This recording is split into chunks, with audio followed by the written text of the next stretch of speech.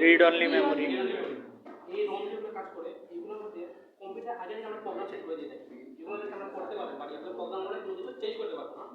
বা রেমে যেগুলো থাকে সেগুলো আমরা চেঞ্জ করতে, আমরা এখন যেগুলো লজিকগুলো ইনপুট করবো এই কিবোর্ডের মাধ্যমে, এই লজিকগুলোর মাধ্যমে প্রোগ্রামটা রান করবে।